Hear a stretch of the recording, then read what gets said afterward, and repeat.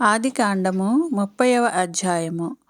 రాహేలు తాను యాకోబునకు పిల్లలు కనకపోవుట చూచి తన యక్క యందు అసూయపడి యాకోబుతో, నాకు గర్భఫలము నిమ్ము, లేని ఎడల నేను చచ్చెదను అనెను. యాకోబు కోపము రాహేలు మీద రగులుకొనగా అతడు, నేను నీకు గర్భఫలమును ఇయ్యకపోయినా దేవునికి ప్రతిగా ఉన్నానా అనెను. అందుకామె, నా దాసి అయిన బిల్హా ఉన్నది గదా, ఆమెతో పొమ్ము, ఆమె నా కొరకు పిల్లలను కనును, అలాగున ఆమె వలన నాకును పిల్లలు కలుగుదురు అని చెప్పి తన దాసి అయిన బిల్హాను అతనికి భార్యగా ఇచ్చెను. యాకోబు ఆమెతో పోగా బిల్హా గర్భవతి అయి యాకోబునకు కుమారుని కనెను. అప్పుడు రాహేలు, దేవుడు నాకు తీర్పు తీర్చెను, ఆయన నా మొరను విని నాకు కుమారుని దయచేసెను అనుకుని అతనికి దాను అను పేరు పెట్టెను. రాహేలు దాసి అయిన బిల్హా తిరిగి గర్భవతి అయి యాకోబునకు రెండవ కుమారుని కనెను. అప్పుడు రాహేలు, దేవుని కృప విషయమై నా అక్కతో పోరాడి గెలిచితిని అనుకుని అతనికి నఫ్తాలి అను పేరు పెట్టెను. లేయా తనకు కానుపు ఉడుగుట చూచి తన దాసి అయిన జిల్పాను తీసుకుని యాకోబునకు ఆమెను భార్యగా ఇచ్చెను. లేయా దాసి అయిన జిల్పా యాకోబునకు కుమారుని కనగా లేయా ఇది అదృష్టమే గదా అనుకుని అతనికి గాదు అను పేరు పెట్టెను. లేయా దాసి అయిన జిల్పా యాకోబునకు రెండవ కుమారుని కనగా లేయా, నేను భాగ్యవంతురాలను, స్త్రీలు నన్ను భాగ్యవతి అందురు గదా అని అతనికి ఆషేరు అను పేరు పెట్టెను. గోధుమల కోత కాలంలో రూబేను వెళ్ళి పొలములో పుత్రదాత వృక్షపు పండ్లు చూచి తన తల్లి అయిన లేయాకు తెచ్చి ఇచ్చెను. అప్పుడు రాహేలు, నీ కుమారుని పుత్రదాత వృక్షపు పండ్లలో కొన్ని నాకు దయచేయమని లేయాతో అనగా, ఆమె, నా భర్తను తీసుకుంటివే, అది చాలదా, ఇప్పుడు నా కుమారుని పుత్రదాత వృక్షపు పండ్లను తీసుకొందువా అని చెప్పెను. అందుకు రాహేలు, కాబట్టి నీ కుమారుని పుత్రదాత వృక్షపు పండ్ల నిమిత్తము అతడు ఈ రాత్రి నీతో శయనించునని చెప్పెను. సాయంకాలమందు యాకోబు పొలము నుండి వచ్చినప్పుడు లేయా అతనిని ఎదుర్కొనబోయి, నీవు నా యొద్దకు రావలెను, నా కుమారుని పుత్రదాత వృక్షపు పండ్లతో నిన్ను కొంటిని అని చెప్పెను. కాబట్టి అతడు ఆ రాత్రి ఆమెతో శయనించెను. దేవుడు లేయా మనవి వినెను కనుక ఆమె గర్భవతి అయి యాకోబునకు 5వ కుమారుని కనెను.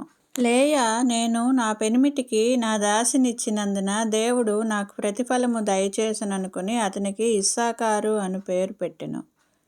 లేయా మరలా గర్భవతి అయి యాకోబునకు 6వ కుమారుని కనెను. అప్పుడు లేయా, దేవుడు మంచి బహుమతి నాకు దయచేసెను, నా పెనిమిటికి 6 కుమారులను కనియున్నాను కనుక అతడింకను నాతో కాపురము చేయును అనుకుని అతనికి జెబూలూను అను పేరు పెట్టెను. ఆ తరువాత ఆమె కుమార్తెను కని ఆమెకు దీనా అను పేరు పెట్టెను. దేవుడు రాహేలును జ్ఞాపకం చేసుకుని ఆమె మనవి విని ఆమె గర్భము తెరచెను. అప్పుడు ఆమె గర్భవతి అయి కుమారుని కని దేవుడు నా నింద తొలగించెను అనుకొనెను. మరియు ఆమె, యెహోవా మరియొక కుమారుని నాకు దయచేయునుగాక అనుకుని అతనికి యోసేపు అని పేరు పెట్టెను. రాహేలు యోసేపును కనిన తరువాత యాకోబు లాబానుతో నన్ను పంపివేయుము, నా చోటికిని నా దేశమునకును వెళ్ళెదను, నా భార్యలను నా పిల్లలను నాకు అప్పగింపుము, అప్పుడు నేను వెళ్ళెదను, వారి కోసము నీకు కొలువు చేసితిని, నేను నీకు కొలువు చేసిన విధమును నీవెరుగుదువు గదా అని చెప్పెను. అందుకు లాబాను అతనితో, నీ కటాక్షము నా మీద ఉన్న ఎడల నా మాట వినుము, నిన్ను బట్టి యెహోవా నన్ను ఆశీర్వదించెనని శకునము చూచి తెలుసుకుంటిని అని చెప్పి, మరియు అతడు, నీ జీతమింత అని నాతో స్పష్టంగా చెప్పుము, అది ఇచ్చెదను అనెను. అందుకు యాకోబు అతన్ని చూచి, నేను నీకెట్లు కొలువు చేసితినో, నీ మందలు నా యొద్ద ఎట్లుండెనో అది నీకు తెలియను. నేను రాకముందు నీకుండినది కొంచెమే, అయితే అది బహుగా అభివృద్ధి పొందెను. నేను పాదం పెట్టిన చోటెల్లా యెహోవా నిన్ను ఆశీర్వదించెను.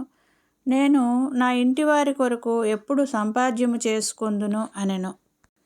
అప్పుడు అతడు, నేను నీకేమి ఇయ్యవలనని అడిగినందుకు యాకోబు, నీవు నాకేమియూ ఇయ్యవద్దు, నీవు నా కొరకు ఈ విధముగా చేసిన ఎడల నేను తిరిగి నీ మందను మేపి కాచెదను. నేడు నీ మంద అంతటిలో నడిచి చూచి పొడలైనను మచ్చలైనను గల ప్రతి గొర్రెను, గొర్రె పిల్లలలో నల్లని ప్రతి దానిని, మేకలలో మచ్చలైనను పొడలైనను గల వాటిని వేరుపరచెదను. అట్టివి నాకు జీతమగును. ఇక మీదట నాకు రావలసిన జీతమును గూర్చి నీవు చూడవచ్చినప్పుడు నా న్యాయ ప్రవర్తనయే నాకు సాక్ష్యమగును. మేకలలో పొడలైనను మచ్చలైనను లేనివన్నీయు, గొర్రెపిల్లలలో నలుపు లేనివన్నీయు నా యొద్ద ఉన్న ఎడల నేను దొంగిలితినని చెప్పవచ్చును అనెను. అందుకు లాబాను, మంచిది, నీ మాట చొప్పుననే కానిమ్మనెను.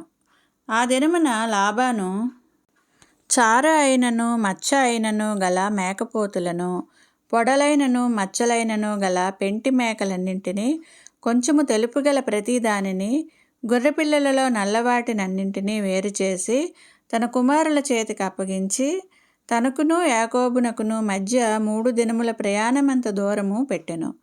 లాబాను యొక్క మిగిలిన మందను యాకోబు మేపుచుండెను.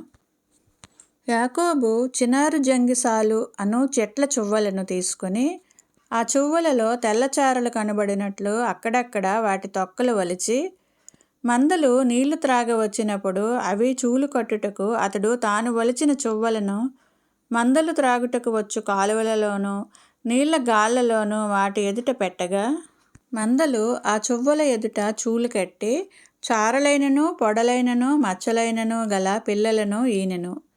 యాకోబు ఆ గొర్రె పిల్లలను వేరుచేసి చారలు గల వాటి తట్టును, లాబాను మందలలో నల్లని వాటిని తట్టును మందల ముఖములకు త్రిప్పి తన మందలకును లాబాను మందలతో ఉంచక వాటిని వేరుగా ఉంచెను.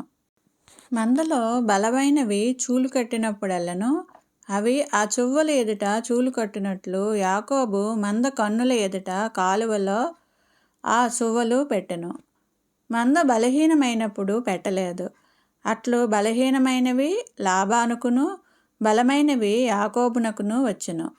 ఆ ప్రకారము ఆ మనుషుడు అత్యధికంగా అభివృద్ధి పొంది విస్తారమైన మందలు, దాసీలు, దాసులు, ఒంటెలు, గాడిదలు గలవాడు ఆయను.